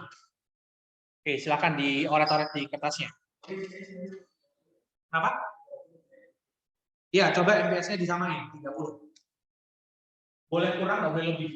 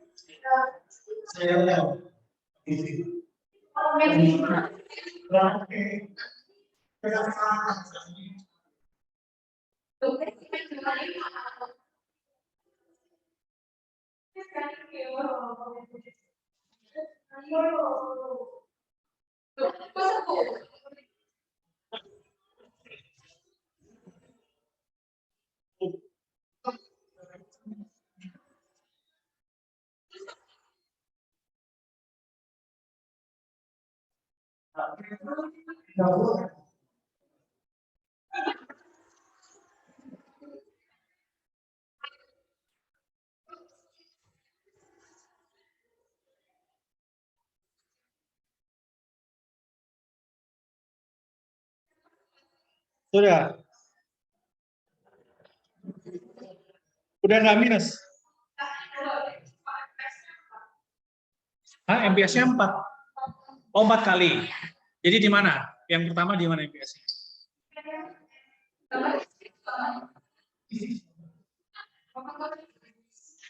Iya, nggak ada penghapusnya ini. Disebutin aja.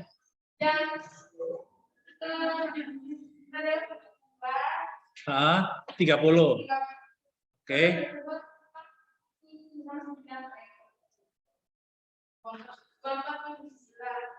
2, 4, 7, 9.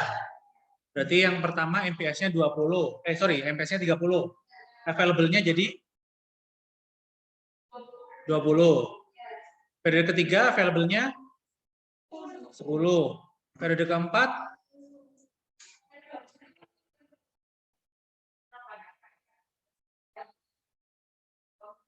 Oh, berarti kan dia harusnya 0, kemudian teman-teman bikin 30 ya. Jadi available-nya 30. 30 kurangi 10 berarti 20. Kemudian periode 6, 20 kurangi 10 berarti 10. Kemudian periode ke-7 berarti plus 5 tambah MPS 30 berarti 25. 25 kurangi 15, 10. 10 kurangi 15 minus 5. Tambah 30 jadi 25. Oke, coba. Yang mana nih? Enggak ada jawabannya.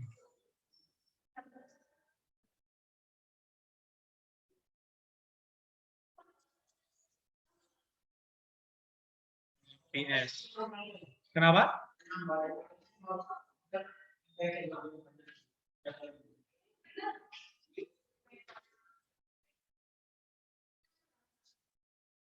Mana tadi ya?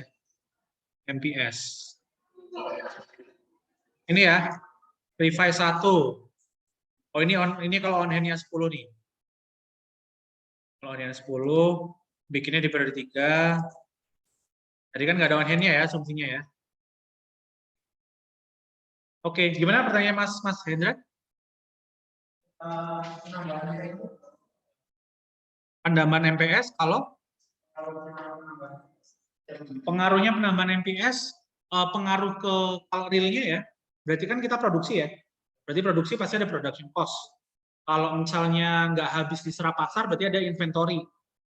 Berarti ada paling nggak ada 2 cost yang terjadi di sana. Ada unit cost atau production cost, sama ada holding cost. Nah, itu yang menjadi konsiderasi berapa kalinya yang perlu kita perhatikan kan itu. Nah, ini kan kita masih belum mau libatkan cost ya. Jadi kalau realnya tadi kan 4 kali gitu ya, 4 kali berarti kan ada 4 kali produksi. Sama ada 4 kali holding cost kan. Oke.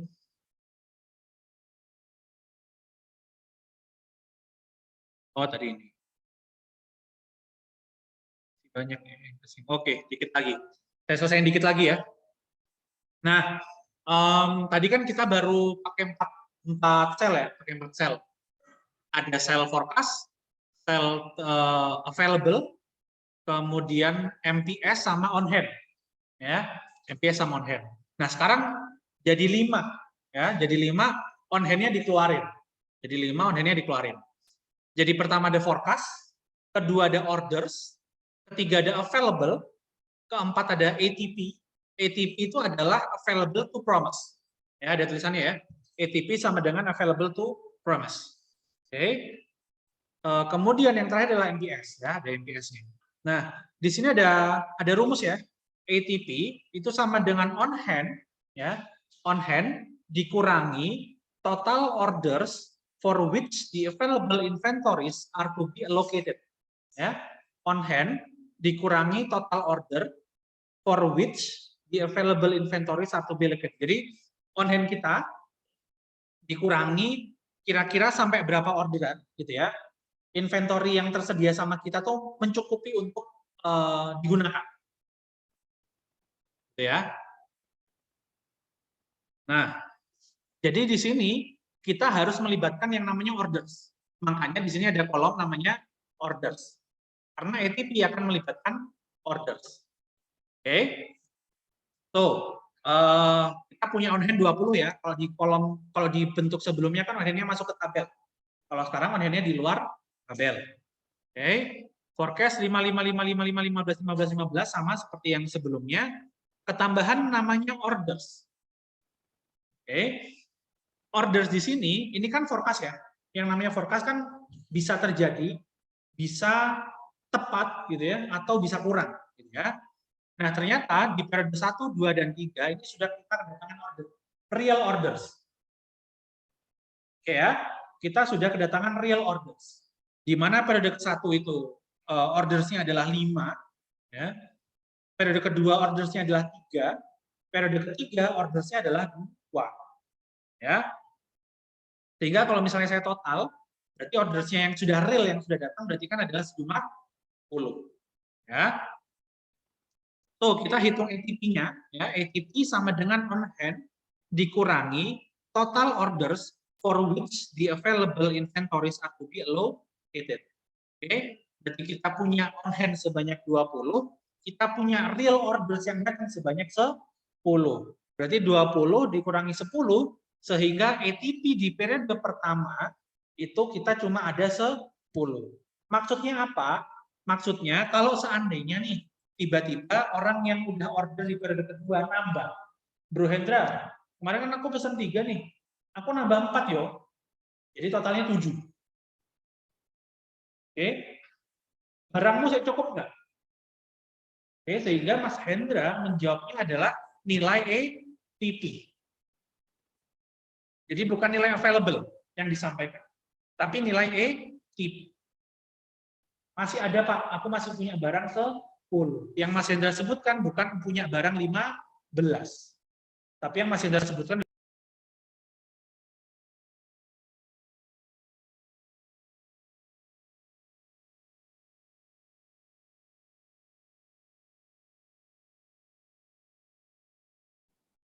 Oke, sorry teman-teman tadi sempat putus. Ya.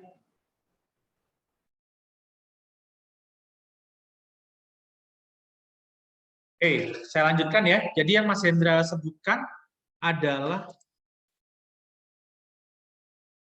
jadi yang Mas Hendra sebutkan adalah ATP-nya, bukan available-nya. Oke, jadi tiba-tiba misalnya yang minggu 3 kontak, terus aku minta nambah 8. Jadi total orderku 10 ya. Sementara ATP-nya tadi kan sudah diambil 4 ya, jadi sisa 6.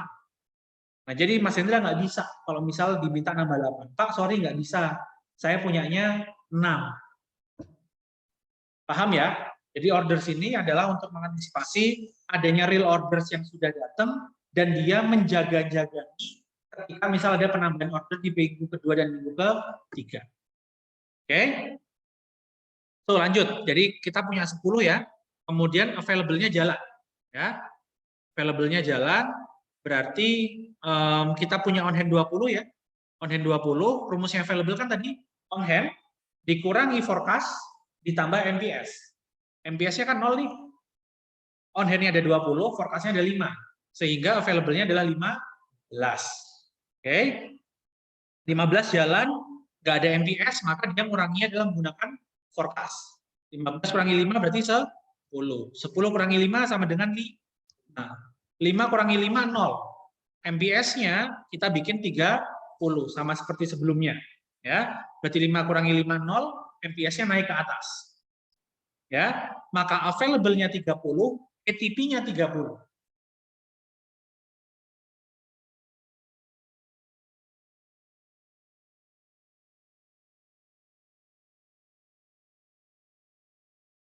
Ya, ATP-nya disamakan dengan MPS-nya pada saat itu. Oke.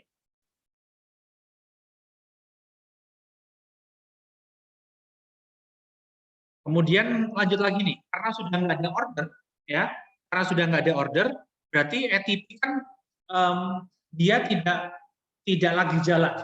Tadi kan ATP dia digunakan untuk mengantisipasi real order yang datang. Nah, karena kita sekarang sudah nggak menghadapi real orders, maka dia nggak jalan, dia berhenti di 30. Yang jalan adalah available-nya. Paham ya? Yang jalan available-nya. Oke. Available-nya ini adalah sesuai angka MPS-nya tadi ya, karena 5 kurangi 5 kan kalau kita bikin 30, maka MPS-nya naik ke available. 30 kurangi 5, 25, 25 kurangi 5, 20, 20 kurangi 15 berarti 5, oke. Kemudian, 5 dikurangi 15 ya, tadi sampai sini ya, 20 kurangi 15, 5, 5 kurangi 15, minus 10. Oke, minus 10, maka MPS-nya 30, kita bikin lagi di sini. 30 dikurangi 10 berarti 20, ATP-nya disetting sama lagi ke MPS, sebesar 30. Ya, sampai nanti ada real orders datang, baru nanti ATP-nya jalan lagi. Ya. Nah, coba ini nih sekarang. 10, 10, 10, 10, 15, 15, 15. Ordernya ada 5, 5, 2. Oke. On hand-nya teman-teman punya 10, ditulis di sini nih 10. Ya. On hand-nya punya 10, silakan coba tentukan teman-teman ATP-nya berapa, MPS-nya berapa. Oke, sekarang jam 16.13, coba kerjakan sampai maksimal 16.20, 7 menit. Ya. Coba ATP-nya, jadi teman-teman diminta untuk calculate ATP di minggu kedua, calculate ATP in week 2. Oke. Kemudian create a visible MPS with lot size of 30. Jadi tentukan dulu di minggu kedua ATP-nya berapa, kemudian lanjutkan dengan MPS. Coba 7 menit dari sekarang.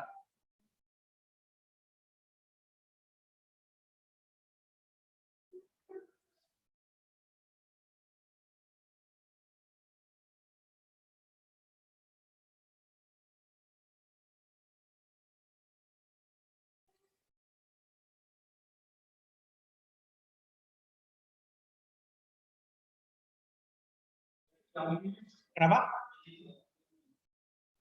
Harusnya nggak boleh minus, karena kan kita menjanjikan ke customer kan.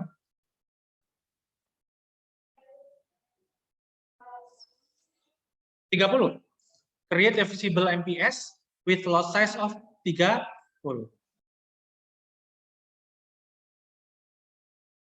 Teman-teman yang di rumah boleh sambil kerjain ya. Habis ini saya tunjukin jawabannya.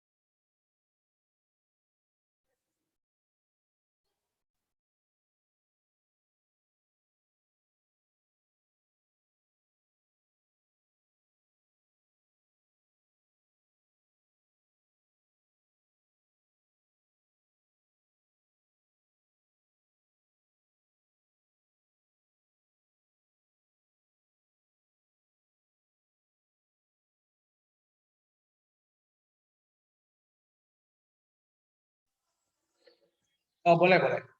Nih.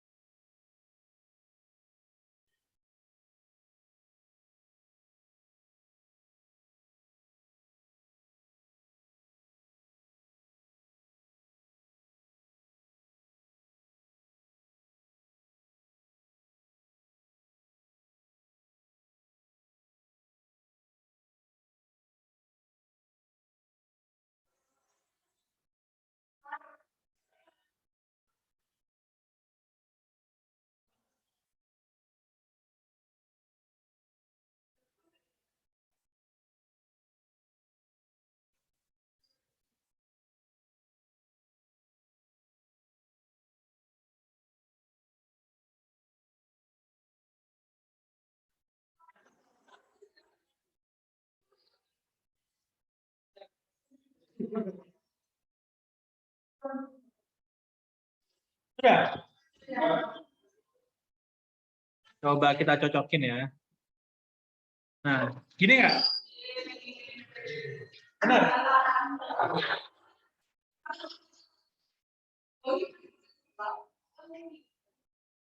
Nah, tadi kan pertanyaan Mas Hendra kan, boleh minus nggak sih Pak?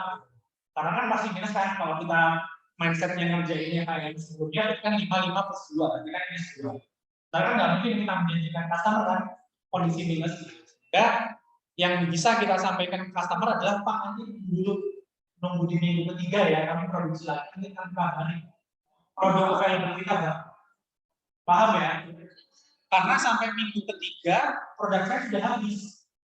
Jadi kalau Bapak misalnya nanti mau nambah lagi, nanti Bapak nambahnya di minggu ketiga. Minggu kedua sudah nggak bisa nambah, Pak. Paham ya? Nah, berarti kan ETP-nya 0. ETP-nya kan 0. Cuma bisa nge-backup sampai minggu ketiga kan? Sehingga otomatis karena ETP-nya sudah 0 di minggu ketiga, kita harus karena kan pasti minus kan? Karena kan pasti minus. Yang kita bikin di periode kedua, MPS-nya 30, kemudian kita masih punya utang, order di minggu keempat sebesar 2. Sehingga 30 dikurangi 2 sama dengan 2. Di momen ini, MPS dan ETP-nya berbeda. Paham ya? Tadi kan seolah-olah sama terus tuh MPS sama ETP. Nah, di contoh ini teman-teman paham bahwa ETP dan MPS tidak selalu sama. Oke ya. ETP MPS nggak selalu sama. Kemudian di available-nya berarti kosong juga ya. 10 dikurangi 10 kan, dikurangi forecast berarti 0, berarti pas kebetulan dia juga 0 juga. Sehingga di periode berikutnya dia bikin MPS 30. Untuk available-nya 30 dikurangi 10, jadi 20. Sementara yang bisa kita sampaikan ke customer, kita boleh menyampaikan 28. Oke ya. Oke, available-nya lanjut. 20 kurangi 10, 10, 10 kurangi 10, 10, berikutnya 0. Ya, teman-teman di sini punya opsi. Boleh majuin MPS, oke, boleh majuin. Jadi kita tidak ada kondisi 0 available-nya. Ini kan kita ada kondisi available 0. Seandainya si forecast-nya meleset, jadinya 12 misalnya. Berarti kan kita ada minus kan di situ. Paham ya? Tadi kan kita sisa 10 tuh. Forecast di periode kelima kan 10. Kalau misalnya forecast di periode kelima jadi 12, berarti kan jadi minus 2. Nah, itu kan hal yang tidak kita inginkan. Sehingga kita bisa majukan MPS kita supaya tidak terjadi kondisi 0. 30 masuk ke situ. 30 masuk ke situ berarti available-nya 30. ETP-nya 30. Jadi MPS-nya maju nggak di periode ke-6, tapi maju di periode ke-5. Periode kelima misalnya maju periode 5 berarti 30. 30 kurangi 10 20. 20 kurangi 15 5. 5 kurangi 15, nah berarti di situ kita MPS lagi kan.